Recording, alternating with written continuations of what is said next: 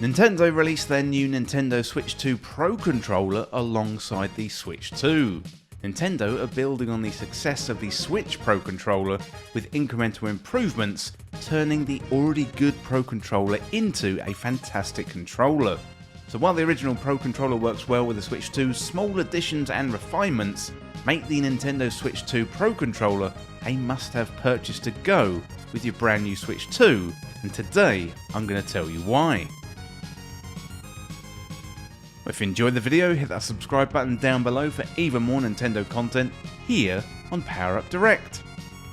Well, at first glance, the design feels very familiar, but take a look a little bit closer and there's some subtle, meaningful changes that reveal themselves. So I'm going to go through a few categories here, and first of all, we're going to have a look at the grips.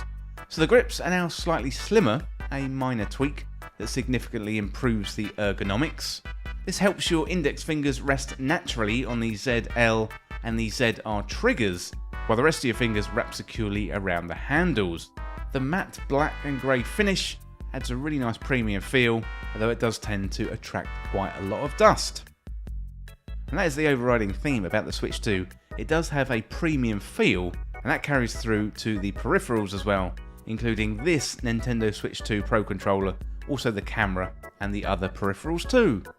Well, next up we've got the improved buttons and the layouts. The face buttons are a little bit larger, but not enough to spot immediately, but the difference is clear when you're using the controller. The spacing allows your thumb to glide easily between the diagonal buttons, making quick inputs feel even more fluid. This is going to be particularly good in fighting games, and I have heard anecdotally that Street Fighter 6 on the Nintendo Switch with the Pro controller is very, very good indeed. So one of the standout upgrades of the new Pro controller is the analog sticks. So compared to both the Joy-Con and the original Pro controller, the sticks feel much smoother and offer more travel. So it definitely is quite hard to describe, but once you get this thing in your hands, you can definitely feel the improvement for the analog sticks. Well, next up we have the D-pad, and it looks like Nintendo have addressed the D-pad sensitivity issues on the original Pro controller, so it does still register up and down by rocking it left and right, but you do have a nice little balance there for diagonal flexibility.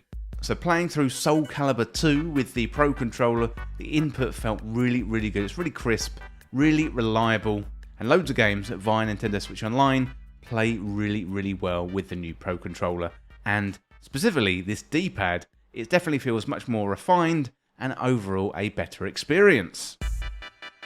Next up we have the new back buttons. So on the back of the Pro controller you're going to find two new remappable buttons, GL and GR. These are really, really nicely positioned where your middle fingers naturally sit, and they're just far enough away to avoid accidental pressing. So you can remap these buttons to whatever you like. Definitely going to be good in driving games and fighting games, and also Souls games as well. So I've done a little bit of testing in Breath of the Wild to map it to the jump button, and that works out really, really nicely. Well, next up we got the system buttons, home, capture, and the plus and minus, and also the game chat buttons. They are nicely tucked into the centre of the controller. The capture button could be slightly easier to reach, but the placement definitely prevents accidental presses. And the new C button, that's for game chat, that sits near the right stick, and that is slightly off visually but is logically aligned with the rest. So it is, again, it's just far enough out of reach to avoid that unintended activation. Well, next up we got the headphone jack. So finally Nintendo has added a 3.5mm headphone jack. You know, it's a really, really long overdue quality of life upgrade, especially sometimes you don't want the game volume just blaring out. You know, maybe you're playing late at night, you don't want to wake anyone up, and you just want to put your headphones on. Just make sure your controller is fully updated for the audio to work, but the Switch does do quite a good job of reminding you to install the updates as needed. So the headphone jack sits on the bottom of the controller, away from the USB-C port at the top. And that means you can charge and also use a headset simultaneously without getting your wires all tangled. Well, next up we got the shoulder buttons and the rumble improvements. So the shoulder buttons remain very, very good. They're really responsive and they're quite clicky without being too noisy, but there's still no analog input for the ZL and the ZR buttons like we had back on the GameCube, you know, all those years ago. But the digital feedback is quite snappy and reliable. The HD Rumble 2 is also really good. It's stronger there's more nuance in it, and later on when games start to weave this into their game design, I think it's going to be really, really good. It's also a lot quieter as well, and that is really nice for all those people around you who just don't need to hear it. You know, while it doesn't really match the PS5 haptics, it is a nice little upgrade, adds texture to the menus, and also gameplay moments without being too distracting. So in summary, the Nintendo Switch 2 Pro Controller is a really premium controller. I'm definitely going to be looking out for drift on the sticks or the D-pad, but so far it has been really, really excellent. And as I said before, it really feels like a premium controller. It looks great, it feels great, it performs great so far, and I usually play in dock mode connected up to a monitor, so basically anytime I'm playing the Switch 2, I'm always using the Pro Controller.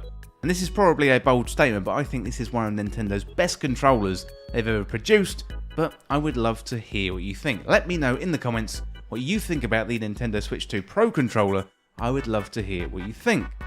Well, that is it for this video today, looking at the Nintendo Switch 2 Pro Controller and a quick review. And as always, thank you so much for watching or for listening. Don't forget to hit that subscribe button down below for even more Nintendo content here on Power Up Direct. Well, thanks again, and I'll see you real soon.